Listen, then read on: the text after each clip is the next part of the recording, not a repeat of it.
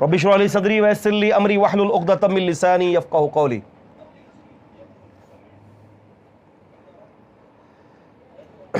الحمدللہ چوتھی کلاس صحیح بخاری کی۔ سوچ بھی نہیں سکتے تھے عزیز طالب علموں کہ جب دورہ تفسیر کے لیے ہم اسی کمرے کے اندر بیٹھے تھے، آج سے 5 سال پہلے یا 6 سال تقریباً، دورہ تفسیر کی پہلی کلاس سورۃ الفاتحہ سے بڑی محنت سے پروگرام تشکیل دیا، دعائیں کر کے، تو 22 لوگ پہلی کلاس کے اندر حاضر ہوئے تھے۔ عزم یہ تھا کہ پورا قرآن مکمل کرنا ہے۔ تو الحمدللہ آج ہماری تفسیر سورہ یوسف چل رہی ہے۔ سورہ فاتحہ سورہ 1، سورہ بقرہ سورہ نمبر 2، سورہ آل عمران سورہ نمبر 3، سورہ نساء سورہ نمبر 4، سورہ مائدہ سورہ نمبر 5، سورہ انعام سورہ نمبر 6، سورہ اعراف سورہ نمبر 7، سورہ انفال سورہ نمبر 8، سورہ توبہ سورہ نمبر 9، سورہ یونس سورہ نمبر 10، سورہ ہود سورہ نمبر 11، سورہ یوسف سورہ نمبر 12۔ یہ 12ویں سورت ہماری اللہ تعالیٰ کے فضل سے چل رہی ہے۔ پھر سوچا بھی نہیں تھا کہ اصول حدیث کا معاملہ شروع ہو جائے گا۔ اصول حدیث اللہ تعالیٰ نے تراویح کے تفسیر کے بعد شروع کروا دی۔ پھر یہ بھی نہیں سوچا تھا کہ درس بخاری کا سماع، بخاری کی سماعت جو ہے ہم کریں گے یہاں پر بیٹھ کر، بخاری کو سنیں گے، صحیح بخاری کو۔ یہ تو سارے اعزاز اللہ تعالیٰ کی طرف سے ہیں کہ جس کو اللہ تعالیٰ بخش دیتا ہے، نہ تیرا کمال نہ میرا کمال، وما توفیق الا باللہ، یہ تو ساری توفیق اللہ تعالیٰ کی طرف سے۔ پچھلی 3 قسطوں کے اندر، 3 کلاسوں کے اندر ہم نے بخاری شریف کے حوالے سے تعارف پر ہی بات چل رہی تھی۔ ویسے تو میں آپ کو اپنی آپس کی بات بتاتا چلوں کہ بخاری شریف کے تعارف کی یہ 3 کلاسیں ہوئی تھیں۔ میرا ارادہ تھا کہ بخاری کے تعارف پر 20 کلاسیں چلیں گی، جس میں پھر امام بخاری کی ذات، امام بخاری کا حافظہ، امام بخاری کا منہج، صحیح بخاری کا جو منہج، امام بخاری کے راوی پہ مباحثات۔ لیکن کچھ ساتھیوں کے جو ہے مشورے سے اس کو روک لیا گیا ہے اور ڈائریکٹ اب ہم متن پر آ رہے ہیں۔ کچھ ساتھیوں نے رابطہ کیا کہ ہمیں بتائیں کہ ہم کیا کریں۔ ابھی کچھ ساتھی شاید آن لائن بھی ہوں گے، تو انہوں نے کہا کہ ہم کیا کریں، اب ہمیں بتائیں۔ تو میں نے ان سے کہا تھا کہ آپ ایک کام کریں، جو میرے لیکچر جو ہے نا اس کو تحریر میں لے آئیں۔ جو بخاری شریف کے جو ہم گفتگو کر رہے ہیں، اگرچہ ہم پوری صحیح بخاری نہیں کریں گے، کتاب الوحی سے صرف پہلی حدیث کو ہم پڑھیں گے، پھر ہم فوراً آگے چلے جائیں گے، کیونکہ اگر ہم پوری صحیح بخاری پڑھنے بیٹھ گئے تو اچھا خاصا وقت درکار ہے۔ تو ہم کوشش کریں گے کہ صحیح بخاری کے اندر جو 97 چیپٹرز جو قائم کیے گئے، 97 ابواب، تو اب سب کا تو ہم احاطہ نہیں کر سکتے، لیکن جو زیادہ تر جو میری جو توجہ ہے نا وہ ہے صحیح بخاری کتاب الوحی کے بعد جو ہے وہ اللہ آپ کا بھلا کرے کتاب الاعتصام بالکتاب والسنہ ہے، اور اسی طرح سے کتاب التوحید ورد الجہمیہ ہے، اور کتاب بدع الخلق ہے کہ اللہ تعالیٰ نے کریشن کو کیسے پیدا کیا۔ اس قسم کے کچھ ایسے ابواب ہیں کہ جو بہت ضروری ہیں۔ کتاب الفتن ہے، فتنوں کے ابواب، ہم انشاءاللہ کوشش کریں گے کہ کتاب الفتن پوری پڑھیں، کیونکہ فتنوں کو سمجھنا موجودہ دور میں یہ انتہائی ضروری ہے، اس کے بغیر چارہ نہیں ہے۔ تو ہم ایک حدیث کو جو ہے وہ کتاب الفتن کو فتنوں کے حوالے سے ہم سمجھیں گے انشاءاللہ، اور جو اس کے اندر ضروری مباحثات آئیں گی، جو ضروری بحثیں آئیں گی، اس پر بھی ہم بات کریں گے۔ امام بخاری رحمہ اللہ کا حافظہ ایک بلا کا حافظہ تھا، بلکہ ابن حجر العسقلانی رحمہ اللہ نے ہودیو ساری کے اندر اور دیگر لوگوں نے، دیگر محدثین اور فقہاء نے امام بخاری کو جبل الحفظ قرار دیا ہے۔ جبل الحفظ کا مطلب ہوتا ہے حافظے کا پہاڑ۔ حافظے کا پہاڑ ایسے کہ ان کے ایک استاد کی مجلس کے اندر یہ بھی تھے، دیگر شاگرد بھی تھے، سارے لکھ رہے تھے، امام بخاری لکھ نہیں رہے تھے۔ تو دیگر جو ان کے کلاس شروع کے جو شاگرد تھے، جو دوسرے طالب علم تھے، انہوں نے امام بخاری پر اعتراض کیا اور کہا کہ یہ کیا بات ہوئی، ہم لکھ رہے ہیں اور آپ لکھتے نہیں ہیں۔ امام بخاری رحمہ اللہ نے فرمایا کہ تم نے جو لکھا ہے نا، تم اپنے ہاتھ میں رکھو اور جو میں نے سن کر یاد کر لیا وہ میں تمہیں سناتا ہوں. امام بخاری رحمہ اللہ کا کاتب نقل کرتا ہے کہ امام بخاری رحمہ اللہ، بھی امام بخاری کی رحمہ اللہ کی عمر کوئی زیادہ نہیں تھی، کوئی 10 سے 15 سال کی لگ بھگ کچھ تھی.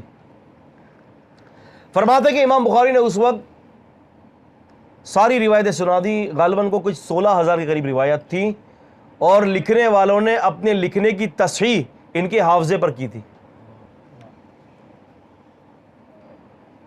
ان کے حافظے پر کی تھی. اور میں یہ آپ کو بتاتا چلوں کہ یہ حفظ کے حوالے سے بہت سارے لوگوں نے مجھ سے یہ کہا کہ میمن صاحب حافظے کا کوئی ٹوٹکا بتائیں، یہ خاص کلپ بنائیے گا اس کا، حافظے کا ٹوٹکا، حافظے کا ٹوٹکا بتائیں میمن صاحب آپ. تو میں نے کہا کہ حافظے کے 2 ٹوٹکے ہیں، آپ بھی لے سمجھ رہے ہیں، حافظے کے 2 ٹوٹکے ہیں.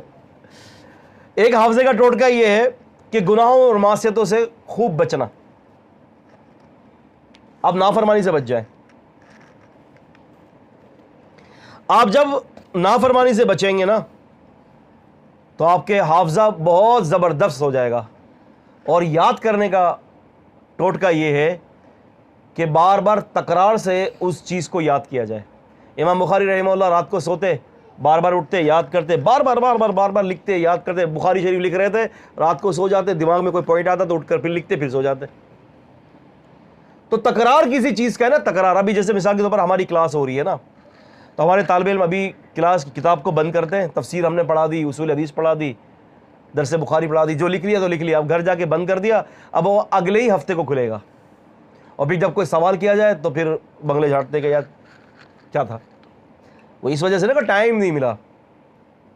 تو اگر روزانہ کی، اب ایمانداری سے بتائیں، روزانہ کی بیس پر اگر اس کو پڑھا جائے اور اس کو یاد کیا جائے تو کیا اگلے ہفتے تک 100 میں سے 80% سبق یاد نہیں ہوگا؟ ہوگا نا. تو یہ 2 نسخے ہیں اس کے، یاد رکھیے گا. تو امام بخاری رحمۃ اللہ علیہ کا حافظہ، اور ویسے بھی اسلاف کا حافظہ تو پھر بڑا، ہر کسی کا حافظہ بڑا شاندار تھا. ایسا حافظہ اگرچہ وہ روایت اپنا خطیب بغدادی نے جو ذکر کیا ہے اپنی کتاب کے اندر تاریخ بغداد کے اندر، اگرچہ وہ ضعیف روایت ہے، لیکن مشہور بڑی ہے کہ بھی 10 لوگ جو ہے ان کے پاس آئے تھے امام بخاری کے پاس، اور 10 روایت لائے اور سند آگے پیچھے کر دیا، اور امام بخاری کو کہا کہ جی آپ اس حدیث کے بارے میں جانتے؟ تو جو بھی حدیث سنتے تو کہتے لا ادری لا ادری لا ادری. 100 روایت سننے کے بعد کہتے کہ میں جانتا ہی نہیں ان روایت کو. تو جو اس کے اندر جو ہے، جو سمجھدار جو تھے علماء، وہ تو پہچان گئے کہ امام بخاری رحمہ اللہ سمجھ گئے کہ یہ کیا ہو رہا ہے. پھر انہوں نے ایک ایک کو بلا کر ایک ایک کی روایت کو بھی صحیح کیا اور ایک ایک کے جو ہے وہ راویوں کو بھی صحیح کیا. امام بخاری رحمۃ اللہ علیہ فرماتے ہیں کہ میں نے زندگی بھر صرف ایک ہی شخص کے سامنے آتے ہوئے تھوڑا سا میں محسوس کرتا تھا کہ وہ مجھ پر بھاری ہے، اور وہ امام علی بن مدینی تھے رحمہ اللہ. لیکن امام علی بن مدینی رحمہ اللہ فرماتے ہیں کہ ہاں یہ امام بخاری یہ بات کہہ تو رہے ہیں، لیکن یہ امام بخاری اس بات کو بخوبی جانتے ہیں کہ ان جیسا بندہ کوئی ہے ہی نہیں. وہ خود بھی امام بخاری جانتے ہیں. تو علم سے شغف جو، علم سے محبت جو ہے نا، وہ آپ کو بہت آگے تک لے جائے گی. تو امام بخاری رحمہ اللہ کا اوڑھنا بچھونا سب کچھ یہی تھا کہ اللہ کے رسول کی حدیث کو حفظ کیا جائے اور اللہ کے رسول کی حدیثوں کو امت تک پہنچایا جائے.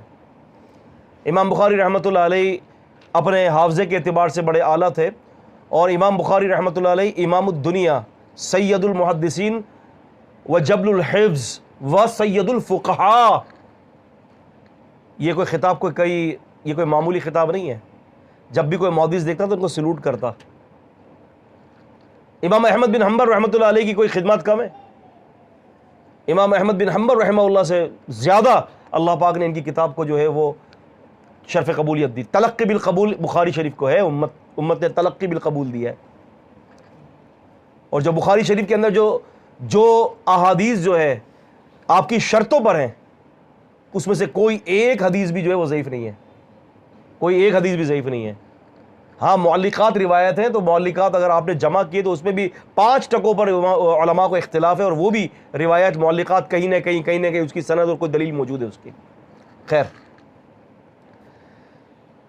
اچھا کتاب کی ابتدا، اب یہاں پر ہم دیکھتے ہیں، یہاں پر ایک اشکال امام بخاری پر وارد آتا ہے.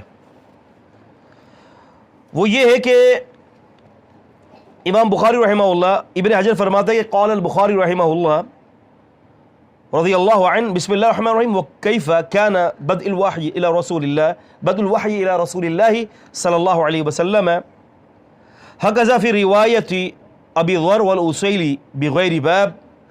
یہ ابن حجر اسقلانی رحمہ اللہ بات کرتے ہیں اس پر، کہتے ہیں کہ امام بخاری نے کتاب کی ابتدا کی ہے بسم اللہ الرحمن الرحیم،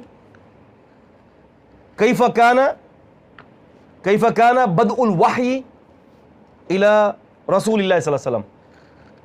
اللہ کے رسول صلی اللہ علیہ وسلم کا فرمان ہے، ابو داؤد کی روایت ہے، کل امر ذی بال لا یبدأ فیہ بحمد اللہ فہو اقطع. کیا فرمایا نبی پاک صلی اللہ علیہ وسلم نے؟ کل امر ذی بال، ہر کام، جو بھی کوئی کام کیا جائے، لا یبدأ فیہ بحمد اللہ، اگر اس کام کی ابتدا حمد سے نہ ہو، اللہ کی تعریف سے نہ ہو، تو فہو اقطع، فہو اقطع، تو وہ کام بیکار ہو جاتا ہے. ٹھیک ہے؟ اگر آپ صحیح بخاری کے نسخے کے اندر نظر ڈالیں تو ان الحمد للہ ونحمدہ ونستعینہ ونستغفرہ ونعوذ باللہ من شرور انفسنا نہیں ہے، ونحمدہ ونصلی علی رسول کریم نہیں ہے، الحمدللہ وحدہ والصلاۃ والسلام علی رسول اللہ اما بعد نہیں ہے. یا ایھا الناس انا خلقناکم من نفس واحدہ وخلق منها زوجها وبث منہما رجالا ونساء واتقوا اللہ الذی تساءلون به والارحام ان اللہ کان علیکم رقیبا نہیں ہے.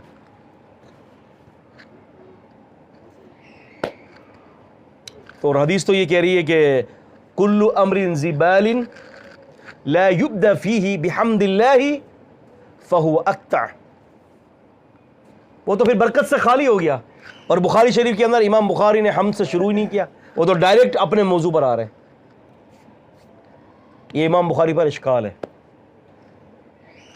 پھر دوسری بات یہ ہے، ایک اور حدیث ہے کہ کل خطبتی لیس فیہا شہادہ فہی کالید الجزمہ، کہ ہر خطبہ جس کی ابتدا شہادت سے نہ ہو تو فہی کالید الجزمائی، گویا کہ وہ ایسا ہے کہ جزام کا کوئی مریض ہو نا، بیکار،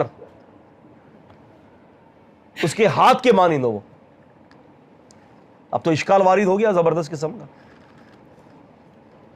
میرے پاس ہاتھ میں دیکھیں، یہ فتح الباری ہے، آپ دیکھ رہے فتح الباری، ابن حجر اسقلانی نے جو ہے نا، میں نے ٹک کیا ہوا ہے، ابن حجر اسقلانی رحمہ اللہ نے اس کے اوپر اعتراض کیا ہے، بتایا کہ یہ اعتراض وارد ہے. اب کیا کیا جائے؟ تو بتاتے ہیں کہ اس کا جواب دے رہے ہیں ابن حجر اسقلانی، اور کہتے ہیں کہ ایک جواب یہ ہے کہ ان الحدیثین لیس علی شرطہ بل فی کل منہما مقال. والجواب عن الثانی، کہتے ہیں کہ دوسرا جواب یہ ہے اس کا کہ یہ جو دو حدیثیں ہیں نا، دراصل جو بتائی جا رہی ہیں کہ کل امر ذی بال لا یبدع فیہ بحمد اللہ تعالی فہو اقطع، کہتے ہیں کہ یہ امام بخاری کی شرط پر نہیں ہے، یعنی یہ اس کے اندر کلام ہے.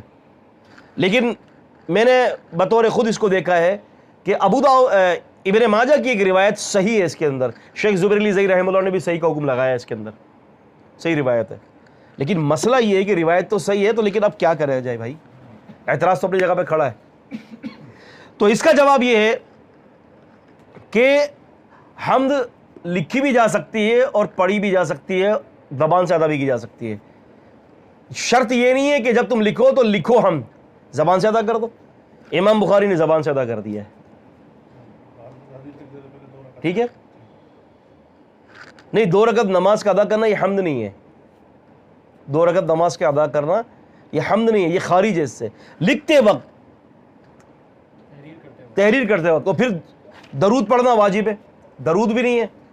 اب میں آپ کو اس کا بتاتا ہوں. دیکھیں امام بخاری نے صحیح بخاری کی ابتدا سے جیسے یہ باب قائم کیا نا، کتاب بدء الوحی، اس سے پہلے امام بخاری نے لکھا بسم اللہ الرحمن الرحیم. کیا لکھا؟ بسم اللہ الرحمن الرحیم. اللہ لفظ جلالہ ہے اور رحمان الرحیم اس کی تعریف اور اس کی صفت ہے. ہو گیا، ہو گئی، جواب بھی آ گیا. اور اللہ تعالیٰ کے لفظ کی جو لفظ جو اللہ ہے نا، یہ اس میں جلالہ ہے. اس کی میں آپ کو 3 خصوصیات بتاؤں. ایک خصوصیت یہ کہ یہ منسوب الیہ ہوتا ہے, خود کسی شے کی طرف منسوب نہیں ہوتا. اللہ تعالیٰ کا نام منسوب, اس کی طرف منسوب کوئی چیز ہو سکتی ہے, لیکن یہ اللہ تعالیٰ کا نام کسی اور کی چیز طرف منسوب کبھی بھی نہیں ہو سکتا. ہم نہیں کہتے عیسیٰ علیہ السلام کو روح اللہ, اللہ کی روح ہے. اللہ کی روح سے مراد یہ نہیں کہ اللہ تبارک و تعالیٰ کے, نعوذ باللہ, اللہ تعالیٰ کے ذات کا حصہ ہے, نہیں. یعنی اللہ کی روح سے مراد اللہ کا حکم, اللہ تعالیٰ نے ان کو کن سے پیدا کیا ہے, بلکہ جبکہ عام انسانوں کو اللہ تبارک و تعالیٰ مرد اور عورت کے آپس میں تعلقات کے باعث پیدا فرماتا ہے. لیکن یہاں تو ایسا مسئلہ ہی نہیں تھا. ان کے تو خاوند ہی نہیں تھے مریم علیہ السلام کے, ہے نا, خاوند نہیں تھے ان کے.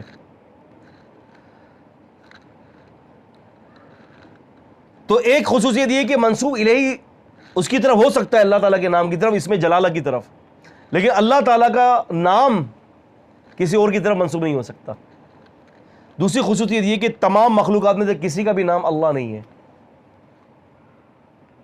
آپ اگر بائبل پڑھیں نا تو بائبل کے اندر بھی اللہ تعالیٰ کو اللہ ہی کہا. عیسیٰ علیہ السلام کو جب سولی پر چڑھایا گیا نا تو عیسیٰ علیہ السلام نے کہا کہ اللہ لما شبقتنی, اللہ یہ ہبرو ہے, اللہ لما شبقتنی ترکتنی, اے اللہ تو نے مجھے اکیلا کیوں چھوڑ دیا. وہاں بھی اللہ کہہ رہے, آپ سمجھ رہے نا. تو اللہ تعالیٰ تمام مخلوقات میں اللہ نام کسی کا بھی نہیں ہے. اور دوسری خاصیت یہ کہ لفظ ندا جب کوئی دے دیتا ہے تو یا اللہ اگر نہ بھی کہے تو آخری میں میم مشدد لے آئے گا, تو اللہم کہہ دے گا تو یا اللہ ہو جائے گا. یہ کوالٹی کسی کی بھی نہیں ہے. ہم نہیں کہتے اللہم لا مانع لما اعطیت ولا معطی لما منعت ولا ينفع ذا الجد منک الجد. تو ایک یہ خصوصیت ہو گئی اس کی. تو پتہ یہ چلا, کیا پتہ چلا کہ اعتراض کیا تھا, ہم کی نہیں کی تھی. تو بسم اللہ الرحمن نے شروع کی تو اللہ 7 نام اللہ کے, اللہ اس میں جلالہ, اور رحمان رحیم اس کی صفتیں ہیں, اور یہ اس کی تعریف ہو گئی. ٹھیک ہے, کیسا نکتہ ہے, سبحان اللہ. پھر نبی اسم پر درود نہیں پڑا بھائی. تو آئیے پھر امام بخاری کو اگر آپ یہ دیکھیں گے تو قال الشیخ الامام الحافظ ابو عبداللہ محمد بن اسماعیل بن ابراہیم بن المغیرہ البخاری رحمہ اللہ کہتے ہیں کہ باب کیف کان بدء الوحی الی رسول اللہ صلی اللہ علیہ وسلم, پورا لکھتے ہیں, درود بھی آ گیا. یہ بھی اعتراض ختم. سمجھ میں آیا سب کو ہے؟ کیا سمجھ میں آیا, کون بتائے گا اس کو؟ یہ جو اعتراضات کی جو بات آپ بتا رہے ہیں, مطلب جو لوگ اعتراض لگا رہے ہیں, تو وہ یہ جو کتاب میں جیسے آپ بتا رہے ہیں کہ لکھا ہوا ہے, تو پھر اعتراض کیوں کر رہے ہیں؟ اعتراض کرنے والے کا کام ہی اعتراض کرنا ہوتا ہے حضرت. وہ نہیں دیکھتا کہ اس میں کوئی چیز ہے کہ نہیں ہے. ہوتا یہ کہ اعتراض کرنا ظاہری چیز تو نہیں ہے نا, واضح تو نہیں ہے نا. اب میں نے آپ کو بتایا تو پتا چلا نا, نہیں پتا تو آپ 100 دفعہ پڑھیں, آپ کو یہ بات ہی سمجھ میں نہیں آئے گی. اعتراض ہی لگے گا کہ یار یہ تو اعتراض ہے یار. کس طرف سے؟ بس اب یہ چھوڑ دیں, اپنے ہی گراتے ہیں نشے من پہ بجلیاں. یہ بھی پتہ نہیں چلے گا کہ اس کا جواب نہیں دیا. جی ہاں ٹھیک ہے. یہ تو بھی باریکی آپ نے پڑھی نہیں, ابھی آپ آگے باریکی دیکھیے گا ذرا امام بخاری کی فقہات پر. میں کہتا ہوں کہ مقصد یہ کہ بندہ اچھل جائے گا زمین سے, اوپر کی طرف چلا جائے گا ان کی فقہات کو دیکھ کر. اچھا جی, امام بخاری رحمہ اللہ نے ہم 2 باتیں ہم نے کر لی. ٹھیک ہے, اب مسئلہ یہ ہے کہ امام بخاری رحمہ اللہ فرماتے ہیں کہ باب کیف کان بدء الوحی الی رسول اللہ صلی اللہ علیہ وسلم, یعنی یہ باب اس بات پر ہے کہ نبی علیہ السلام پر وحی کیسے ابتدا ہوئی, وحی کی شروعات کیسے ہوئی, یہ اس پر لا رہے ہیں. اب وحی کی شروعات کیسے لائے, کیف کان بدء الوحی الی رسول اللہ صلی اللہ علیہ وسلم. اچھا, یہ کتاب بدء الوحی جو ہے اس کو ذہن میں رکھیں کہ یہاں پر ایک اور بھی بات میں آپ کو بتاتا چلوں, اس کو بھی تھوڑا ہم نے سمجھنا ہے. وہ ہم نے تھوڑا یہ سمجھنا ہے اس کو کہ اس باب کے اندر امام بخاری نے 6 روایتیں پیش کی ہیں. کتنی؟ 6 حدیثیں پیش کی ہیں. وحی کے نازل کیسے وحی کی ابتدا ہوئی؟ ابتدا کے اوپر صرف ایک ہی حدیث پیش کی ہے، باقی 5 حدیثیں نہیں ہیں، خارج ہیں.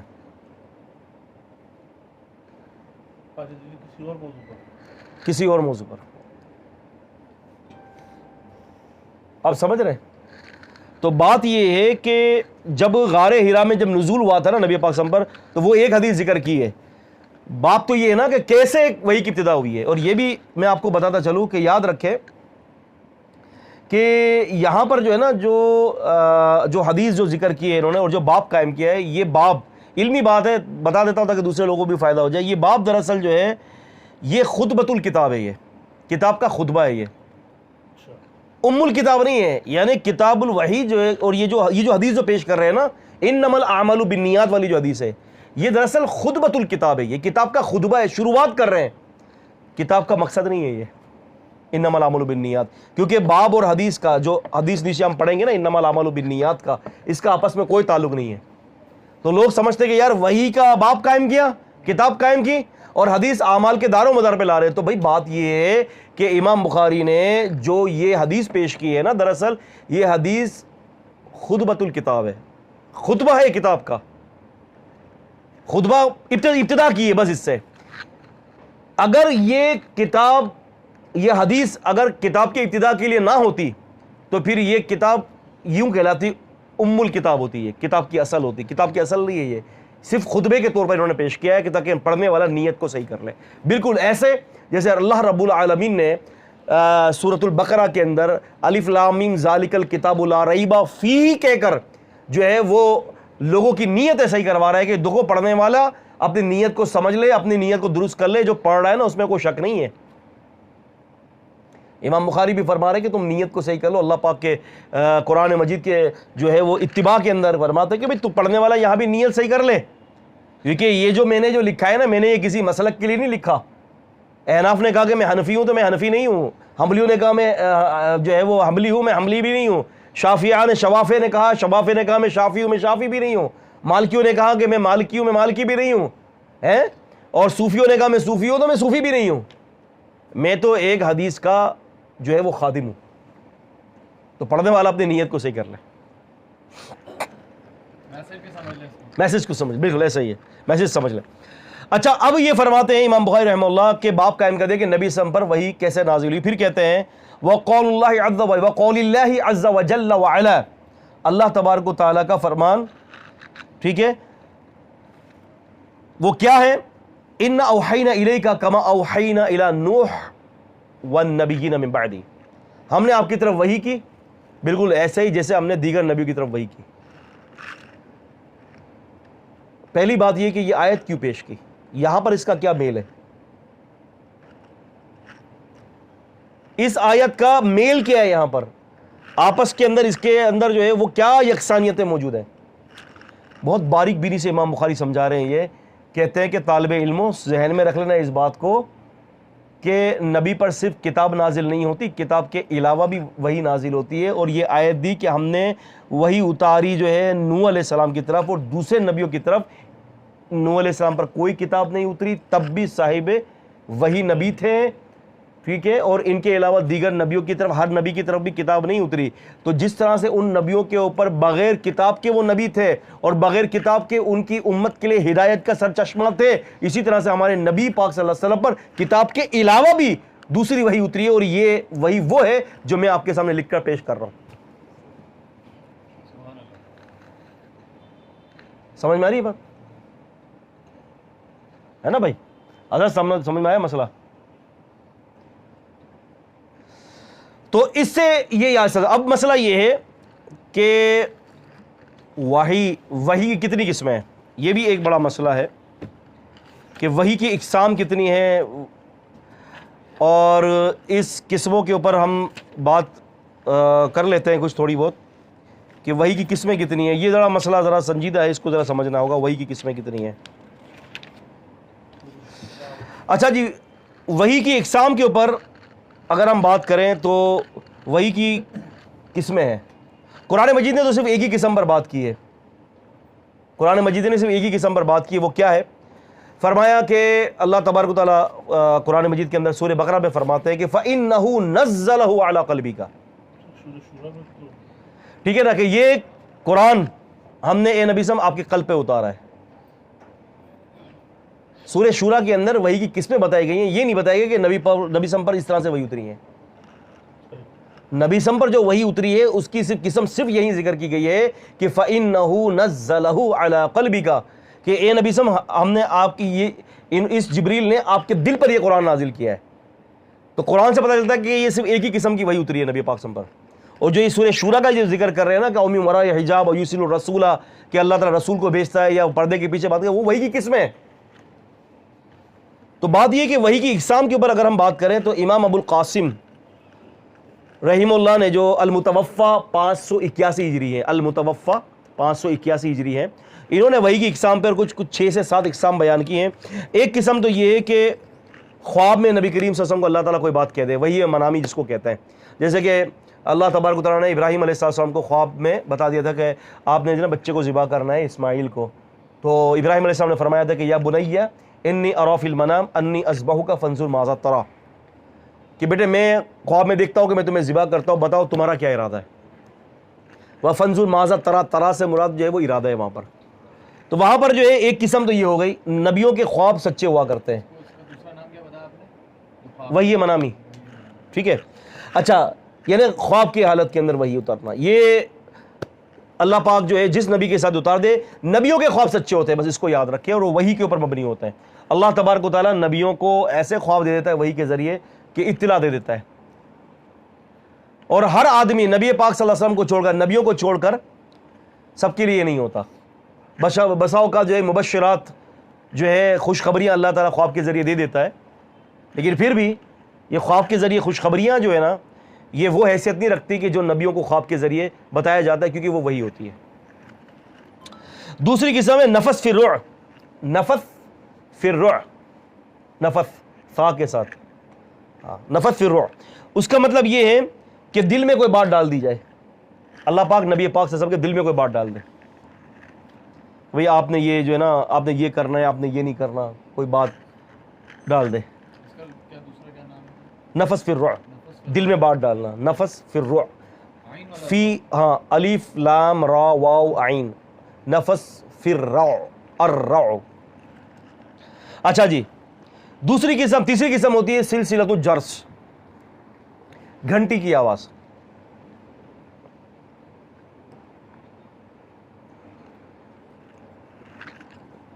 گھنٹی کی آواز آپ وہ نہ میں سمجھیے گا کہ جو گھنٹیاں بجاتے ہیں مندروں میں نہیں بجاتے ٹن ٹن ٹن، نہیں، ایسے نہیں. ہاں، اب مزاروں میں بھی ہوتی ہے، ماشاءاللہ، زبردست. تو گھنٹی سے مراد اصل میں ایک شبیہ ہے، یہ تشبیہ دی جا رہی ہے. جب گھنٹی بجتی ہے نا ٹن، اس کے بعد جو چھن کی جو آواز جو ہوتی ہے، جھنجھناٹ، وہ آپ اس کو یوں سمجھ لیں. جبکہ اللہ کے رسول کو گھنٹی کی آواز پسند نہیں تھی، صرف تشبیہ ہے، یہاں حقیقی معنوں میں نہیں ہے. گھنٹی نہیں تھی، اس کی تشبیہ دی گئی ہے، کیفیت مختلف ہوتی ہیں اس کی. چوتھی چیز ہے فرشتوں کا انسانی صورت میں آنا. فرشتے جبریل امین آتے تھے نا انسانی صورت میں، بخاری شریف کے اندر ہے، مسلم شریف کے اندر بڑی مشہور حدیث ہے، حدیث جبریل کے نام سے. جبریل صاحب انسانی صورت میں آ جاتے تھے، بڑی طویل حدیث ہے، جمعہ بھی میں نے یہاں پڑھایا ہے اس حدیث پہ پوری.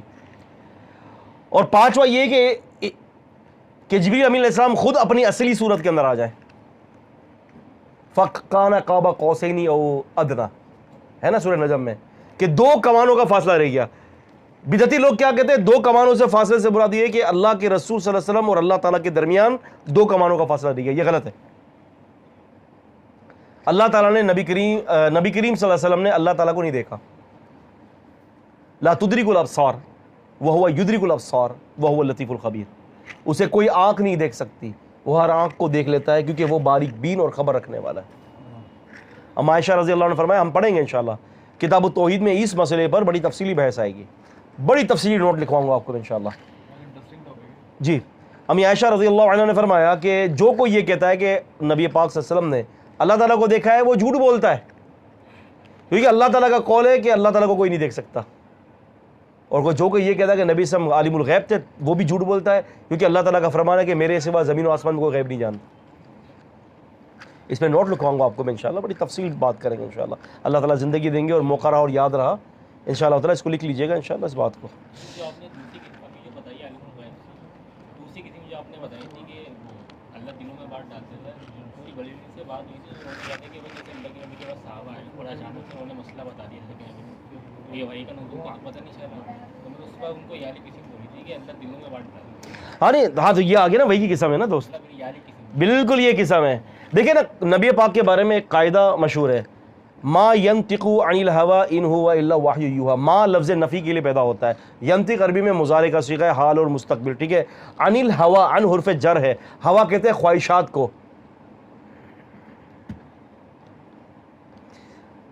کیا کہتے ہیں ہوا؟ خواہشات۔ خواہشات کون سی؟ اپنی طرف سے، نفسانی خواہشات۔ نبی صلی اپنی طرف سے بات نہیں کرتے۔ ان ہوا الا، ان نہیں ہے ہوا وہ، ہوا کی ضمیر منکرین حدیث نے کر دیا قرآن کی طرف، اس کو راجع کر دیا، اس کا مرجع قرآن کی طرف، جبکہ راجع ہے نبی پاک صلی اللہ علیہ وسلم کی نطق کی طرف۔ نہیں ہے وہ جو آپ بولتے ہیں، الا وحی یوحی، سوائے اس کے کہ جو وحی کی جاتی ہے آپ پر۔ آپ سمجھ رہے؟ یہ تو قاعدہ ہے۔ شیخ اس کے اندر ایک چیز جو ہے نا تو مجھے تھوڑی سی پتہ چلی ہے، جیسے آپ نے کہا نا کہ ایک شکل یہ بھی ہے وحی کی کہ دل میں اللہ تعالیٰ کوئی بات ڈال، جی مطلب یہ کہ کوئی اور پروسیس نہیں ہوا وحی کے پہنچنے کا، نبی صلی اللہ علیہ وسلم کو جو بہتر لگا اللہ کے رسول نے وہ بتا دیا۔ ہاں دیکھیں اس میں تھوڑا سا مباحثات بڑی طویل ہیں، اللہ کے رسول کو اپنے حوالے سے بہتر لگنا اور اللہ تعالیٰ کسی چیز کا بات میں ڈال دے، اس میں دو چیزیں مختلف ہیں۔ اللہ کے رسول صلی اللہ علیہ وسلم نے ابھی اس کے بارے میں کوئی فیصلہ نہیں کیا اور اللہ تعالیٰ نے بغیر فیصلہ کے بتا دیا کہ آپ نے یہ کرنا ہے، ٹھیک ہے۔ اور دوسری بات ہے کہ نبی پاک صلی اللہ علیہ وسلم دو چیزیں دیکھ رہے ہیں، تو اللہ اگر نبی پاک صلی اللہ علیہ وسلم نے کسی ایک چیز کو اختیار کر لیا تو اللہ تبارک و تعالیٰ کی اگر منشا کے وہ قریب نہیں ہے تو اللہ پاک وہی نازل کر کے نبی پاک صلی اللہ علیہ وسلم کی اس فیصلے میں اصلاح فرما دیا کرتے تھے۔ وہ یہودی کا واقعہ بھی تو ہے، کس چیز کا؟ اس کے اوپر کہ وہ اس کو فیصلہ کرنے والے تھے تو اوپر سے وہی اتار دی گئی تھی، وہ ایسا تھا۔ مطلب اللہ تعالیٰ نے ان کے بدر کے بعد قیدی والا واقعہ، بہت سارے بدر کے قیدیوں کا مسئلہ ہے، اور اللہ آپ کا بھلا کرے، دو چار اور بھی مسائل آتے ہیں، میں نے عون الباری میں بڑی تفصیلی بحث کی ہے اس مسئلے پر۔ اس کو بعض علماء نے نبی پاک کی قیاس کے اوپر بھی گفتگو کی کہ نبی پاک صلی اللہ علیہ وسلم کا یہ قیاس تھا۔ خیر تو ہم الگ کہیں چلے جائیں گے، تو دونوں حوالے سے نبی پاک صلی اللہ علیہ وسلم کو جب کسی کے حوالے سے جو ہے کوئی بھی حکم دینا ہوتا تو بس وہ وحی کے ذریعے یا تو پہلے وحی سے متعین ہو جاتا یا بعد میں نبی پاک صلی اللہ علیہ وسلم متعین کرتے تو اللہ تعالیٰ وحی کے ذریعے اس کو قبول کر دیتا کہ یہ ٹھیک ہے، جانے دے، صحیح ہے۔ تو یعنی ہر دو معاملات کے اندر فیصلہ وہی کرتی تھی، آپ سمجھ رہے؟ پورے شرعی قانون کے اندر، یاد رکھیں عزیز طالب علم، پورے شرعی قانون کے اندر کبھی بھی اللہ کے رسول نے کسی بھی دینی مسئلے پر کسی چیز کے تعین کے لیے، زکوٰۃ کا مسئلہ رہا، حج کا مسئلہ رہا، مشورہ نہیں لیا آپ نے، آپ آرڈر جاری کرتے سوائے ایک قانون کے، ایک مسئلے کے، سوائے ایک مسئلے کے، بس صرف ایک مسئلہ تھا کہ جس میں آپ نے لوگوں پر چھوڑ دیا تھا، لیکن پھر لوگوں نے اس کو جب کیا اور نبی علیہ السلام نے بھی اس کو سراہا تو پھر اس کو فائنل پھر آخری میں وحی کے ذریعے کیا گیا، لیکن آپ نے پھر وہ چیز لوگوں کے درمیان چھوڑی تھی۔ کوئی بتائے گا کیا ہے وہ؟ جنگ کا معاملہ تھا، نہ اللہ کے رسول نے یہ بھی ہے نا کہ کہا تھا کہ ہم یہاں پر انتظار کریں گے وہاں نہ ہاں عبد الواسع کچھ یاد ہے آپ کو؟ نہ شیخ نہ، حکم سے مطابقت رکھتا ہے۔ شرعی بدر سے قیدی کا جو مسئلہ ہے کوئی شرعی اس کے اندر تو وہ تو ایک وہ معاملہ تھا کہ جس پر ابھی شریعت نے کوئی حکم نازل نہیں کیا تھا، ہے اذان کے بارے میں، اذان کے بارے میں۔ جزاکم اللہ خیر، میں نے نیچے کلاس کے اندر ایک دفعہ ذکر کیا تھا یاد آ ہے نا اذان کے بارے میں، اذان کے بارے میں، اذان کے کلمہ، اذان رائے کے ذریعے طے ہوئی تھی، لیکن بعد میں پھر شریعت نے اس کو فائنل کر دیا تھا۔ جی ایک صحابی نے دیکھا تھا، پھر نبی پاک صلی اللہ علیہ وسلم نے اس کو اوکے کر دیا تھا۔ اچھا جی، تو ایک تو یہ ہو گیا اللہ آپ کا بھلا کرے کسی فرشتے کا انسانی صورت میں آنا جبریل امین کا اپنی اصلی صورت میں آنا, نبی کریم صلی اللہ علیہ وسلم کو اپنی اصلی صورت میں دیکھا تھا. آپ نے فرمایا تھا اس جبریل امین کے 600 پر ہیں. سبحان اللہ. اللہ تعالیٰ کا, اللہ جل شانہ کا, اللہ رب العزت والجلال کا نبی پاک صلی اللہ علیہ وسلم سے براہ راست کلام کرنا, غالباً یہ براہ راست کلام معراج پر ہوا تھا. لیکن اگر کوئی یہ کہے کہ نبی پاک صلی اللہ علیہ وسلم نے معراج کے دن اللہ تعالیٰ کو دیکھا تھا تو وہ غلطی پر ہے. میں یہاں پر 2 روایتوں کے حوالے سے بتاؤں گا آپ کو کہ 2 روایتیں آپس میں ہیں. سیدنا ابو ذر غفاری رضی اللہ تعالیٰ نے فرمایا تھا کہ اللہ کی قسم کہ آپ نے اپنے رب کو دیکھا ہے. آپ نے فرمایا تھا کہ ابو ذر رأیت نورا, میں نے نور کو دیکھا ہے. اور یہ تو ہے نا آیت اللہ نور السماوات والارض, یہ ہمارے اپنا کچھ مسئلے کے اندر اسپیشلسٹ بیٹھے ہوئے ہیں, یہ ان مسائل کے اندر بڑے لگے ہوئے ہوتے ہیں. سمجھ رہے ہو کہ نبی کریم صلی اللہ علیہ وسلم نے فرمایا کہ رأیت نورا, میں نے نور کو دیکھا ہے. پھر دوبارہ سوال ہوا کہ اے اللہ کی قسم آپ نے اللہ تعالیٰ کو دیکھا ہے, تو آپ نے فرمایا کہ اس کو کون دیکھ سکتا ہے. تو بظاہر کانٹرڈکشن ہے دونوں حدیثوں میں. تیسری حدیث اس کا فیصلہ کر دیتی ہے.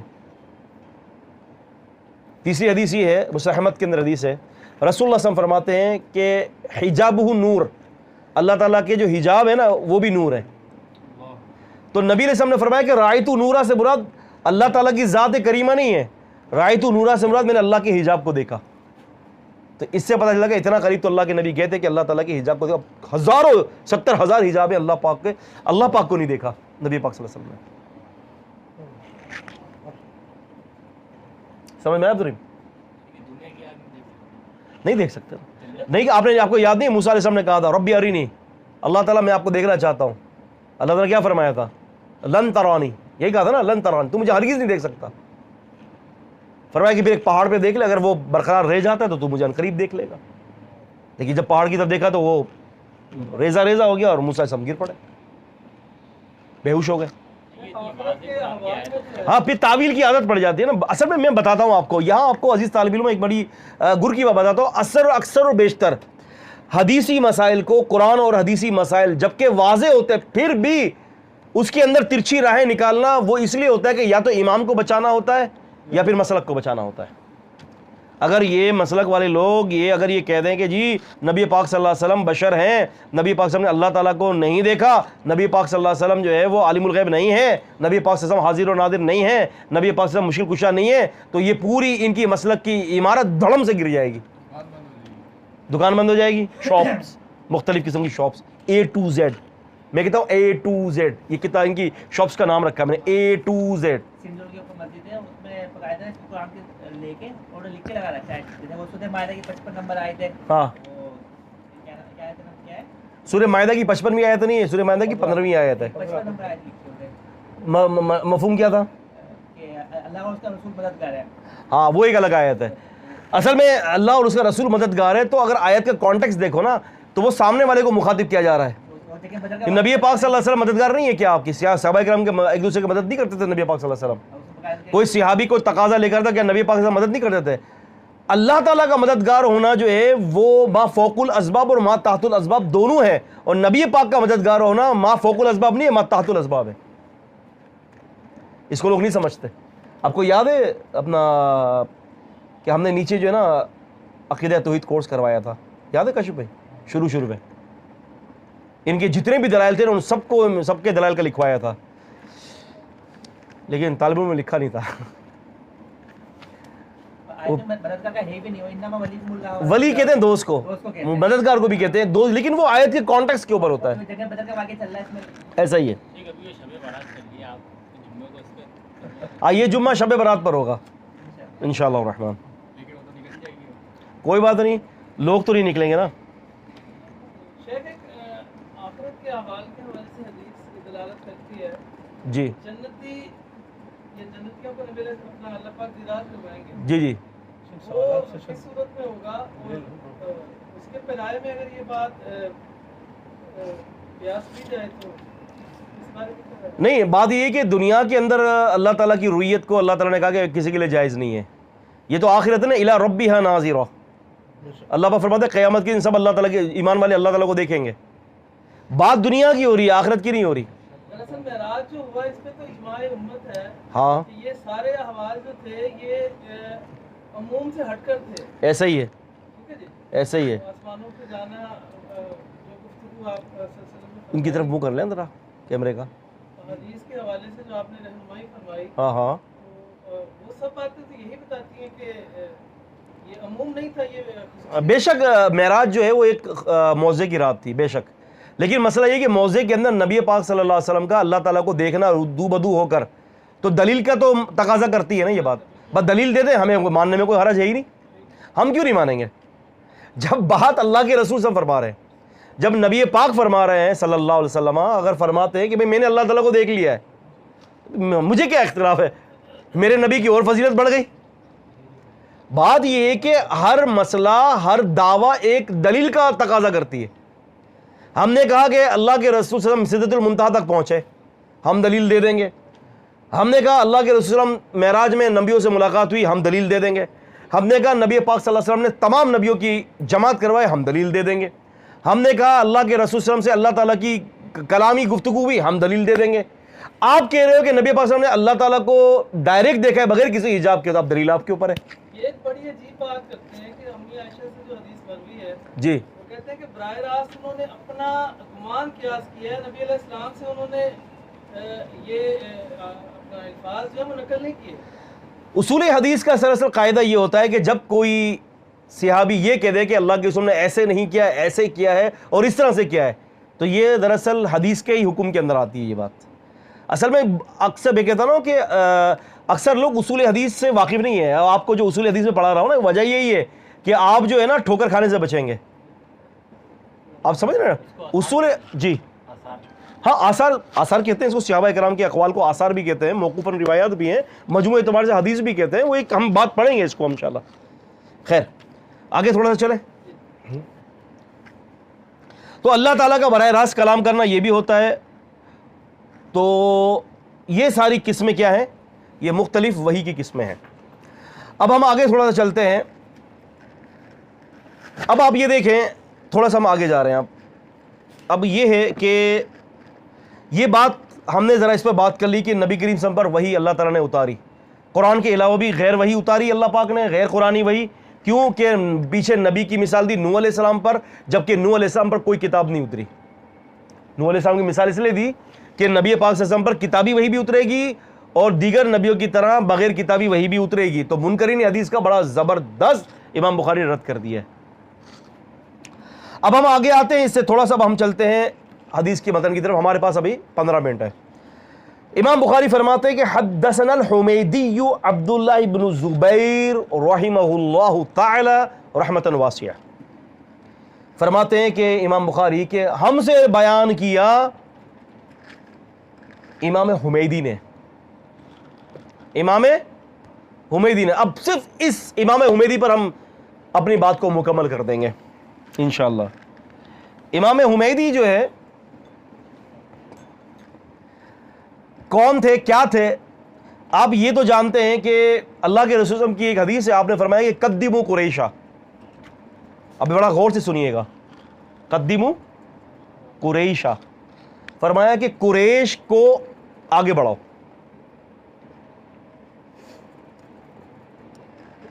क्या हुक्म फरमाया? यानी कुरैश को फोकियत दो। कुरैश के जो कबीला है नबी पाक, क्योंकि कुरान भी कुरैश की ज़बान में उतरा है, ठीक है। इन्ना हाज़ल कुरान उन्ज़िला अला सबअतिन अहरुफिन फ़क़रऊ मा तयस्सर मिन। कुरैशी ज़बान के अंदर, कुरैश की ज़बान में कुरान अल्लाह पाक ने उतारा। कुरैश के लोगों को फजीलत हासिल है। अच्छा, आप लोग ये बताएंगे कि सबसे पहली वही कहाँ पर उतरी नबी सम पर? कौन से शहर में? मक्का। मक्का में उतरी। क्या आप बताएंगे कि नबी पाक सल्लल्लाहु अलैहि वसल्लम का उस वक्त किस बीबी से निकाह हुआ था? अम्मी खदीजा रज़ी अल्लाह अन्हा से। दो बातें हो गई, ठीक है भाई। मक्का में पहली वही उतरी और घर था अम्मी खदीजा का। इमाम बुखारी की फुकाहत पर बात कर रहा हूँ बाबू, ये आप देख लीजिएगा कि सारी किताबों से अलग अस्सहुल कुतुब बादा किताबिल्लाही जो कहा गया है कि कुरान के बाद सबसे सही तरीन किताब, ये ऐसे ही उम्मत ने नहीं कहा, इजमा इस पर। सुभान अल्लाह, अल्लाह अकबर। इमाम बुखारी रहमतुल्लाह ने हदीस को सामने रखा कि नबी इस्लाम फरमाते हैं कि जी कुरैश लोगों को आगे बढ़ाओ। तो इमाम बुखारी ने क्या किया, कहते हैं कि पहली वही मक्के में उतरी तो मैंने पहला रावी जिसको चुना जिससे मैं हदीस लूं वो रावी जो मक्के का है। कौन है? अब्दुल्ला बिन जुबैर अल हुमैदी। फिर कहते हैं कि पहली वही उतरी जो जिस घर में नबी पाक सल्लल्लाहु अलैहि वसल्लम रहते थे वो था अम्मी खदीजा का, और नबी पाक सल्लल्लाहु अलैहि वसल्लम को दिलासा देने वाली अम्मी खदीजा। तो इमाम बुखारी रहमतुल्लाह ने फरमाया कि ऐसा रावी लाऊंगा जो अम्मी खदीजा के खानदान से ताल्लुक़ रखता हो। अब्दुल्ला बिन जुबैर अल हुमैदी मक्की, अब्दुल्ला बिन जुबैर हुमैदी कुरैशी, अब्दुल्ला बिन जुबैर अल हुमैदी अम्मी खदीजा के रिश्तेदार।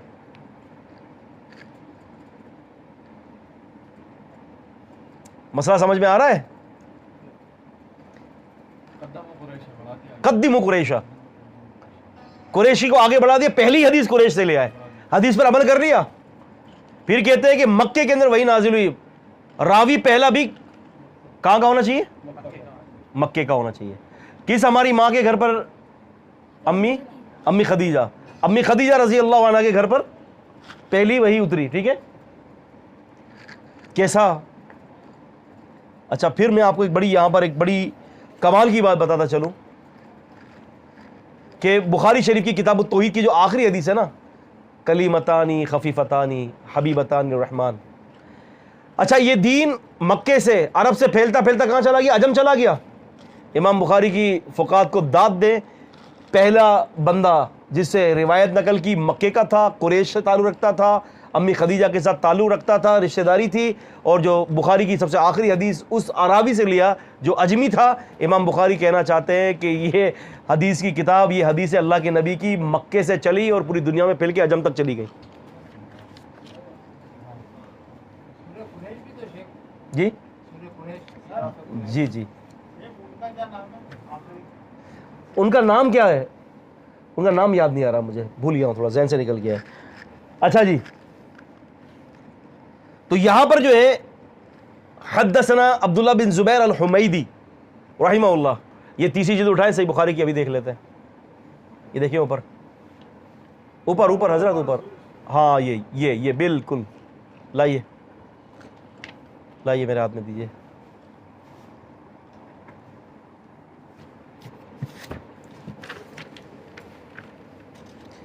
आखिरी हदीस है, बाबू कौलिल्लाहि अज़्ज़ा व जल्ला व नज़उल मवाज़ीन अल क़िस्त लियौमिल क़ियामा। हम क़यामत के दिन तराजू कायम करेंगे। और इसकी जो हदीस के जो अल्फाज हैं, हद्दसनी अहमद इब्न इश्काब क़ाला हद्दसना मोहम्मद इब्न फ़ुदैल अन अम्मारत इब्न अल क़अक़अ।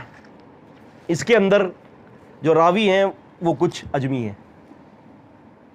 कैसी फ़ुक़ाहत? अरब से चला अजम तक फैला, कैसी चीज़ है, बंदे की सोच भी नहीं हो जाती वहाँ पर। तो आज अल्हम्दुलिल्लाह हमने बुखारी शरीफ के हवाले से काफ़ी सारे नोट पढ़े हैं। तो बाकी कोई हमारे जो तालिब इल्म जो ऑनलाइन पढ़ रहे हैं उनका अगर कोई सवाल हो आसिम भाई, या ठीक है सवाल है जी हमारे पास अली मिर्ज़ा का एक इंजीनियर एक बंदा है जी। उसने ये कहा कि भाई एक सहाबी जो थे वो जंग में लड़ रहे थे, तो सहाबा ने कहा कि ये बहुत बहादुर सहाबी है, लेकिन मेरा ये जहन्नुमी है। हाँ तो वो जंग के बाद जख्मी हुआ तो उन्होंने खुदकुशी कर ली, जी। तो उन्होंने कहा खाना कि जहन्नुम में चले गए। अब वो ये कहना चाह रहे हैं यानी कि सहाबा भी जहन्नुम में गए अपनी। देखिए, वो एक शख्स था, ठीक है, कि लड़ते लड़ते ख़ुदकुशी कर ली। ठीक है, पहली बात तो याद रखिए, ख़ुदकुशी करने से कोई शख्स भी इस्लाम से बाहर नहीं निकलता। और मोहम्मद अली मिर्ज़ा ये शायद समझता हो कि सहाबा इकराम मासूम थे, तो सहाबा इकराम भाई मासूम नहीं थे, ख़ता तो इनसे भी हुई है। ठीक है भाई। तीसरी बात ये है कि शेखुल इस्लाम इब्न तैमिया ने मिनहाजुस सुन्ना के अंदर सहाबा इकराम के हवाले से 3-4 बातें लिखी हैं। एक बात तो ये लिखी है कि भाई बात ये है कि हमें इनके आपस के आमाल के हवाले से कुछ भी नुक्ताचीनी करने की ज़रूरत नहीं है, इनका मामला अल्लाह जानता था। और दूसरी बात ये है कि अल्लाह ताला गफूर रहीम है और इनके माफ़ी का मैदान बड़ा वसी है। एक बात। दूसरी बात ये कि ये कौन सा सहाबी थे, किसने इसको सहाबी करार दिया? कोई मारूफ सहाबी नहीं। लेकिन सहाबी की जो डेफिनेशन है اس کے اوپر تو پورا اترتے ہیں. ٹھیک ہے. اصل میں بات یہ ہے کہ کچھ ایسے شادر و نادر واقعات آ جاتے ہیں, ایک آدھا, کہ کسی نے ایسا کام کر لیا, تھے تو آخر وہ بشر نا, لیکن مسئلہ یہ ہے کہ اس کے بارے میں سزا کا تعین بھی کر دیا گیا. لیکن میرے اور آپ کی ذمہ داری کیا ہے؟ میں اس کی مثال دیتا ہوں کہ مثال کے طور پر ایک شخص ہے, اس کا باپ, اس کا جو والد, ٹھیک ہے, زانی ہے, شرابی ہے. باپ کبیرہ گناہ کے ارتکاب میں مر گیا, ٹھیک ہے. آپ کو پتہ ہے زانی شرابی ہمیں جہنم کے اندر جانے کی وعید ہے اس کے اوپر. بیٹے کا کیا فرض بنتا ہے؟ بیٹا یہ بولے گا کہ باپ میرا جہنمی تھا, میرا کوئی تعلق نہیں ہے, میرا باپ جہنمی تھا, میرا باپ شرابی, میرا باپ زانی. بیٹی کی کیا ذمہ داری بنتی ہے؟ بیٹی کی ذمہ داری یہ بنتی ہے, ایک منٹ اس کی, بیٹی کی ذمہ داری یہ بنتی ہے, اللہ میرے باپ کو معاف کر دے, اللہ میرے باپ کو معاف کر دے, وہ تھا تو جیسا ہے لیکن میرے لیے اللہ کا ولی ہے, میری جنت اسی یہی ہے.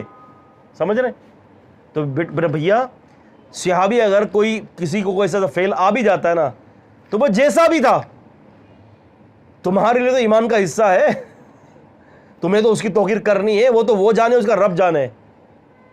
تمہاری رسپانسبلٹی کیا ہے؟ ہماری اور آپ کی رسپانسبلٹی یہ, اللہ جانتا ہے خوب اس کے بارے میں. تمہیں دراصل اس کے ذریعے یہ بتایا جا رہا ہے کہ تم ایسا نہ کر لینا, وہ تو بڑے لوگ تھے, تم تو کسی کھاتے بھی نہیں ان کے مدے مقابل. جی اچھا, ہم لوگ جیسا کہ بھائی نے سوال کیا, یہ ہمارے لیے آخرت میں کوئی حجت نہیں بنتا, تو ہمیں نہیں پڑھنا چاہیے شاید.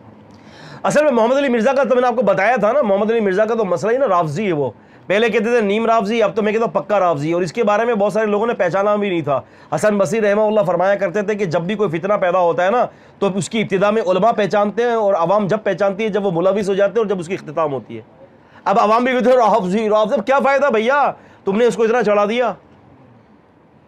تو رافضیوں کا تو کام ہی ہے نا صحابہ اکرام پر تبرہ کرنا. رافضی ایسے ہی مسائل کو لاتے ہیں.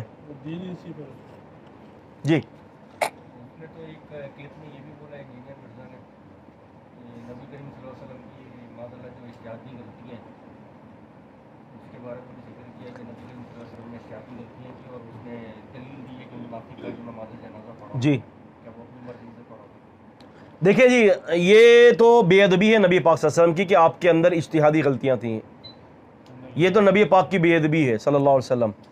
اب ہے تمہارا امام, تو اس کو کبھی نہیں کہہ سکتے کہ اس نے اجتہاد میں غلطی کر دی. یہ تو امام الانبیاء ہے, یہ تو وحی کا محور ہے. اصل میں جو عبداللہ بن ابی کا جو جنازہ آپ نے پڑھایا تھا, نبی پاک نے فرمایا مجھے اللہ نے نہیں روکا. روکنا کوئی ثابت کر دے, روکا ہی نہیں تھا. جب روک دیا تو پھر آپ نے نہیں پڑھایا. قرآن یہ استغفر لہم ان لم تستغفر لہم وان تستغفر لہم 70 مرۃ, 70 دفعہ بھی آپ معافی مانگیں گے تو اللہ معاف نہیں کرے گا. معافی مانگنا نہیں منع کیا تھا, معاف کرنے سے منع کیا تھا. میں معاف نہیں کروں گا, آپ پڑھنا ہے تو 70 دفعہ پڑھیں آپ, تو اجازت تو ہے. اور کیا تھی. اب محمد علی مرزا ابھی اس کو بیچارے کو کیا پتا, معصوم بچہ ہے, جو رافضی پیچھے سمجھاتے تو وہی سمجھ کے آگے بڑھا دیتا ہے. اس کو بیچارے کو کیا پتا, اسے تو سامنے آتا نہیں ہے یہ. جی ٹھیک ہے جی, السلام علیکم. سبحانک اللہم و بحمدک اشہد ان لا الہ الا انت استغفرک و اتوب الیک.